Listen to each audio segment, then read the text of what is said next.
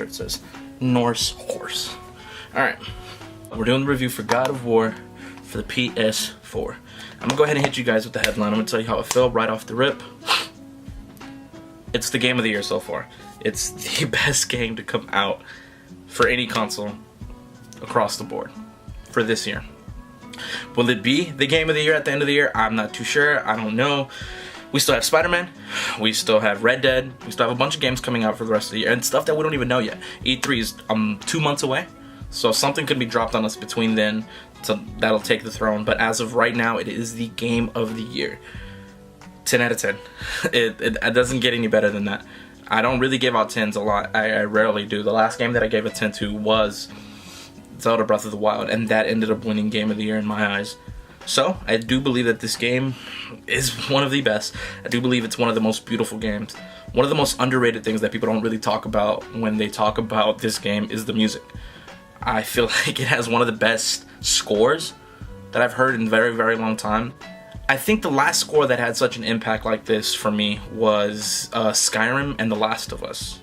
Skyrim is just big and boisterous and the sounds are iconic, and I feel like the music on this game and the sounds and stuff like that would be held in that regard for the future as well.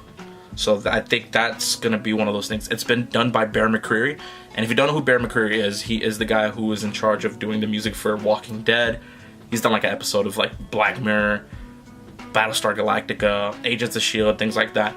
But I think this is one of his best works to date. It's amazing from very beginning to where I'm at. I haven't finished the game because I'm enjoying everything it has to offer.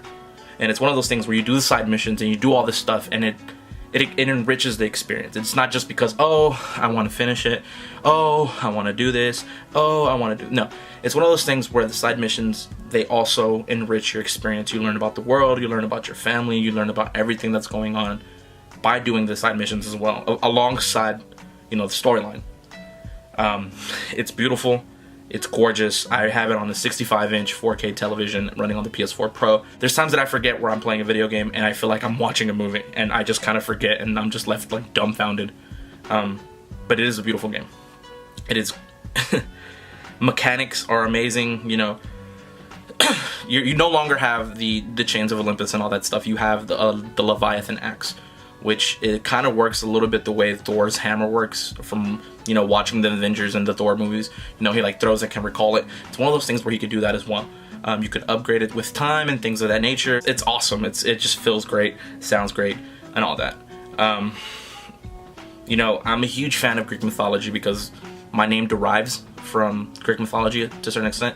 My name is Ulysses, which comes from Odyssey, which derives from Odysseus, which comes from Greek mythology.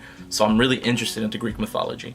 This no longer takes place in Greek mythology, but takes place with Norse mythology, which within itself is just a huge, crazy, you know, like thing. The fact that he can go from Greek to Norse mythology. Time has progressed a little bit. He's not the Kratos that we know. He's not the big, super fast, badass, agile dude that's like chopping fucking huge mountains and stuff like that. It's not that anymore. Time has taken a toll on him to a certain extent. He doesn't look the same. He's not as skinny. He's a little bit bigger. He's like a buff, kind of meaty, buff dude. But he can still get down. If I had to compare it to any property of work, if I had to compare it to anything that's been out, I would compare it to Logan, mixed with The Last of Us, mixed with everything you know of God of War. And it just kind of put it in a bowl and just mashed it up and made it to what the hell it is now. It's awesome. It's great.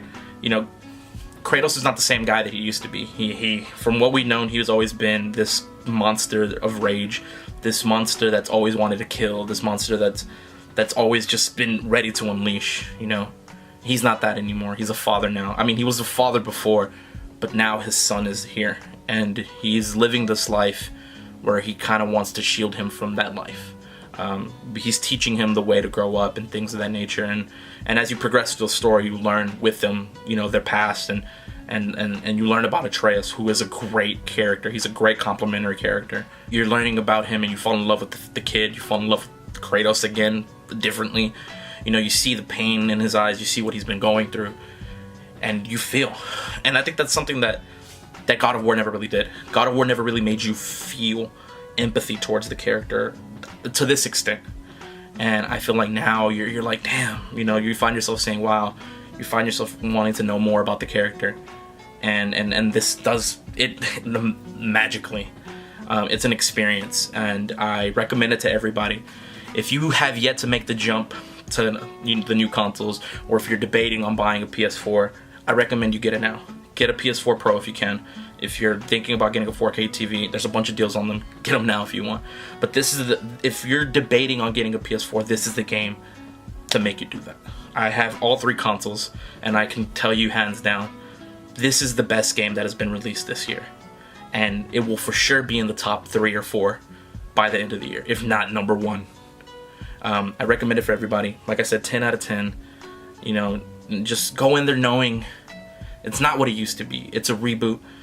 It still has the spirit of what it once was, and it's just different. You know, like imagine Kratos is like Clint Eastwood now in the Gran Torino movie. He's just that dude that really don't want to fuck with nobody. Like he just kind of wants to live his life, but if you fuck with him, he will pop your head, and that's what he does. And there's no shortage of blood and action. It's not a walking simulator. It's not one of those things where they kind of like dragged it all down. No, they've enriched the experience. They've added a story that is amazing to it, and it's made it worthwhile. I recommend you play the game. I recommend you do all the side missions while you're going through, and just enjoy it for what it's worth. It's an experience, and I think that's what they were trying to do. And Cory Barlog and the whole Santa Monica Studios team has really done a great job. And hats off to the Sony Studios dudes. Everybody there, like, they wanted this game to be what it is now, and it's amazing. You know, 10 out of 10. Go see it for yourself. Go play for yourself. Enjoy it. I recommend it for everybody.